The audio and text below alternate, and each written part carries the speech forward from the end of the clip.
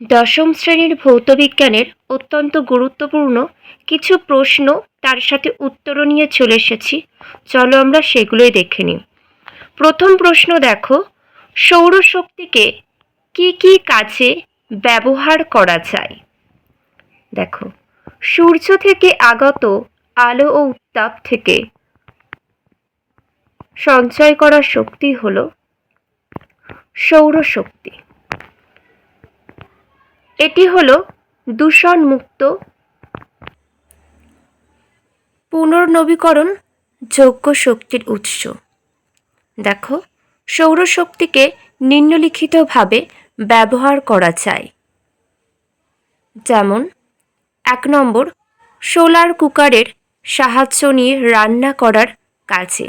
2 নম্বর, সৌরকোষ দ্বারা বিদ্যুৎ উৎপাদনের মাধ্যমে রাস্তাঘাট, বাড়িঘর, স্বাস্থ্যকেন্দ্র প্রভৃতিকে আলোকিত করতে। 3 নম্বর, সোলার হিটারের জল গরম করতে।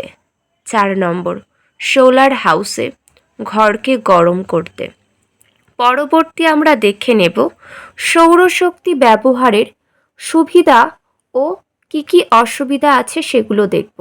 প্রথমে দেখে নিই সুবিধা কোনগুলো। সৌরশক্তি অফুরন্ত ও দেখে নাও, সৌরশক্তি অফুরন্ত পুনর্নবীকরণযোগ্য, অর্থাৎ এটির ব্যবহার বারবার ব্যবহারের ফলেও এই শক্তির ভাণ্ডার কখনো ফুরিয়ে যায় না এবং সৌরশক্তি ব্যবহারের ফলে পরিবেশ কোনোভাবেই দূষিত হয় না। পরবর্তী দেখে নেব অসুবিধা। কি কি অসুবিধা আছে? সৌরশক্তি উৎপাদনের জন্য প্রয়োজনীয় উন্নত প্রযুক্তির অভাবে অনুন্নত দেশগুলিতে এই শক্তি খুবই কম পরিমাণে উৎপাদিত হয়। 2 নম্বর, সৌরশক্তি উৎপাদনের জন্য সৌরকোষ বসানোর প্রাথমিক খরচ অপেক্ষাকৃত বেশি। এই কারণে অনুন্নত উন্নয়নশীল দেশগুলিতে এই শক্তির উৎপাদন খুবই কম হয়। পরবর্তী দেখে নাও সৌরকোষ কি এবং এই কোষ কিভাবে গঠিত হয়।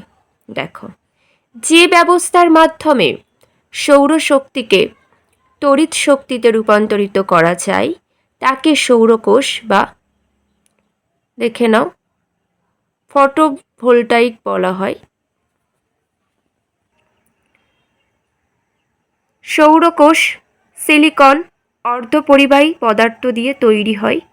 সূর্যালোকের ফোটন কণা এই অর্ধপরিবাহীতে আপতিত হলে ওর মধ্যেকার ইলেকট্রনগুলি উত্তেজিত ও বিচ্যুত হয়ে তড়িৎ প্রবাহ সৃষ্টি করে। এই তত্ত্বের উপর ভিত্তি করে সৌরকোষ গঠন করা হয়।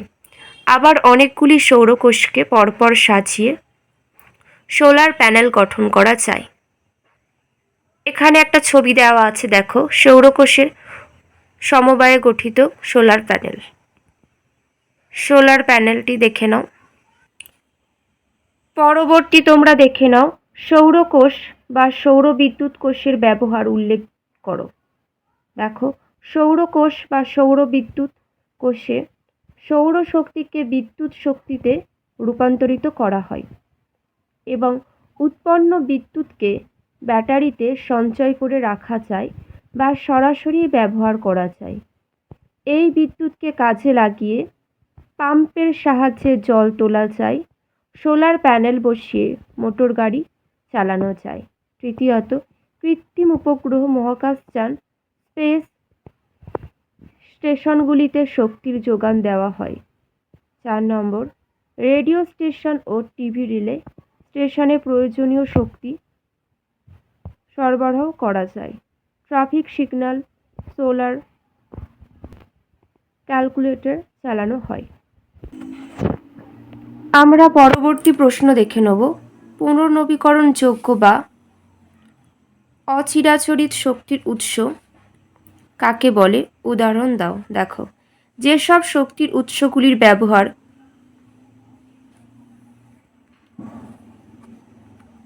সাম্প্রতিককালে শুরু হয়েছে,